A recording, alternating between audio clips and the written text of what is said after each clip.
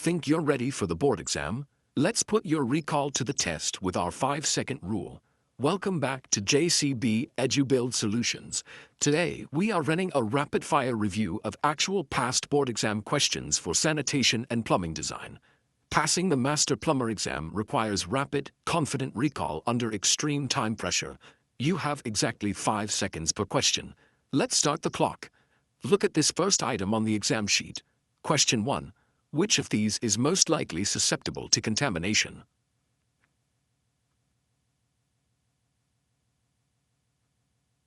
Time's up. The answer is A, the dugwell. The dugwell is a level 1 water source. It lacks the deep sealed casing and sanitary protection systems found in more complex piped distribution networks. Question 2. We are looking at the percentage of the digestive chamber.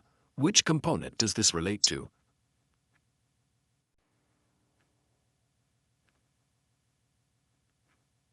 The answer is D, the septic tank. The digestive chamber handles the anaerobic breakdown of organic waste, and its volume is a core structural component within any standard septic tank design. Question 3. What is not used for reclaimed water? The answer is D, none of the above. The code permits specific non-potable applications, like irrigation and urinal flushing, while strictly prohibiting uses where human contact is a risk. Since irrigation and flushing are allowable, none of the above is the correct choice. Question 4. What size of P-trap is needed for a kitchen sink? The answer is A, 1.5 inches. This is a fixed plumbing code requirement. Standard kitchen sink traps must meet this dimension to maintain proper wastewater flow and a functional water seal. Question 5. What is the primary purpose of a vent system in the drainage system? The answer is B, the free flow of air.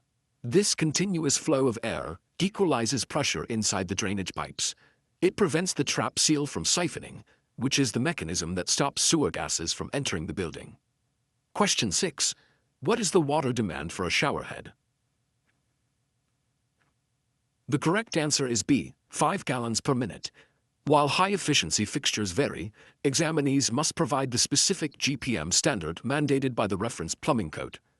Question 7. Which of these is a physical trait of water? The answer is A, turbidity. Turbidity describes the visual cloudiness of the liquid. It is a physical characteristic, distinct from chemical composition or biological contamination. Question 8. What do you call vents for fixtures intended to ventilate foul odors to the outside? It's A, a local vent.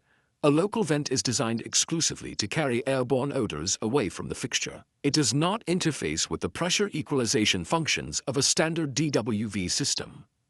Question 9. What is found at the bottom of the digestive chamber?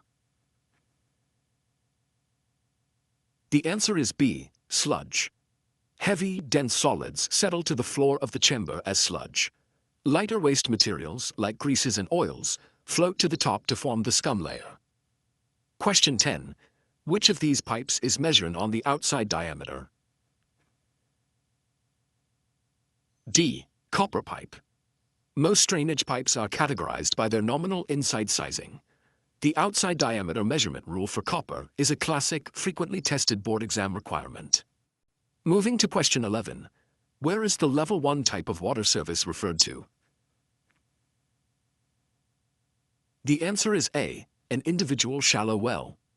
A level 1 system is defined as a point source. It is characterized by the absence of a piped distribution network. Question 12.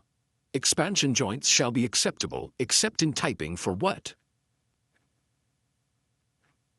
The answer is D, cold water. Hot water and steam lines experience thermal expansion and contraction, making expansion joints necessary. Cold water lines do not face these temperature fluctuations. Question 13. What is the minimum size of a water supply pipe for a flush valve? It's B, 1 inch. Flushometer valves require a sudden high volume of water to operate. A 1-inch pipe ensures the system provides the required volume instantly. Question 14. What is the term used contrary to sanitary principles or injurious to health? A. Insanitary. Master the exact terminology used in the code. Recognizing insanitary over unhealthy is as critical as memorizing pipe dimensions for a passing grade. Here is your final challenge. Question 15. What is the recommended size of service pipe approved by MWSS for a 2-story residential house? 5 seconds on the clock. The answer is D.